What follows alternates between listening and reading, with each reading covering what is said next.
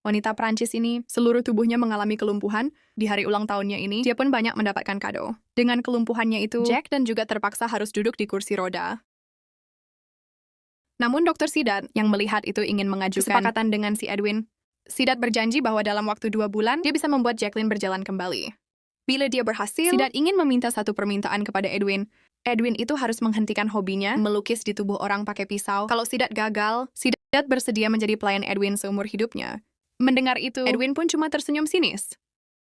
Baginya berdiskusi dengan orang India itu sudah sangat memalukan. Apalagi harus membuat perjanjian dengan orang India ketika para bangsawan bule berpesta di ruangan mewah, rakyat Pokari yang kelaparan berebut makanan, hanya untuk sekedar menyambung hidup mereka. Tidak lama kemudian, ketika si Jacqueline mau disuapi makanan, tiba-tiba Dr. Sidat berteriak, biarkan nona bule itu makan sendiri.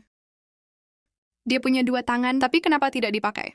Seketika semua orang di sana pun langsung pada kaget, guys, karena semua orang pada tahu kalau Jacqueline itu sedang sakit, guys. Namun Sidat nggak peduli. Dia terus-terusan saja menghina si Jacqueline. Sidat pun berkata, kalau Jacqueline itu cuma cewek manja yang nggak mau berusaha untuk sembuh karena terus-terusan saja dihina. Jacqueline pun langsung ingin makan sendiri. Awalnya sih dia sangat kesusahan. Tapi karena harga dirinya diinjak-injak, Jacqueline berhasil makan kue dengan tangannya sendiri. Karena hal itu jugalah, seluruh orang di sana bertepuk tangan. Sidat juga bilang ke Edwin, untuk program kesembuhan si Jacqueline akan dimulai. Besok pagi jam 6. Si Edwin pun langsung setuju dengan taruhannya si Sidat. Keesokan paginya, Sidat langsung membangunkan si Jacqueline. Dia mulai mengajari si Jacqueline untuk hidup mandiri. Walaupun kesel sama ini dokter India.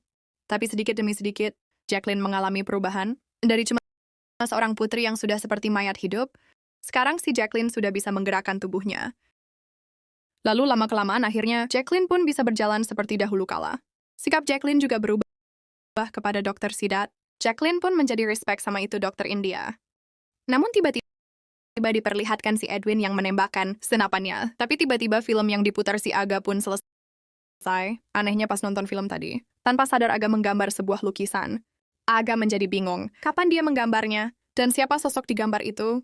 Setelah melihat film tadi, entah kenapa, Aga merasa ada yang berbeda dari dirinya. Ketika dia berjalan di rumah angker itu, Aga melihat ada sosok orang di luar yang tiba-tiba menghilang. Sedangkan di bawah, terlihat sosok arwah yang menyerupai Jacqueline. Berjalan santai, keesokan harinya, seperti biasa rumah angker itu pun dipenuhi pengunjung.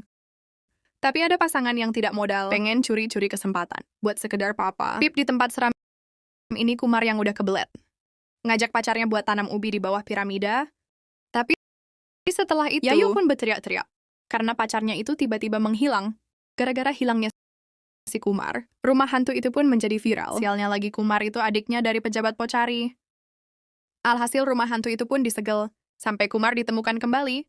Lalu bagaimana cerita ini selanjutnya? Saksikan di part selanjutnya.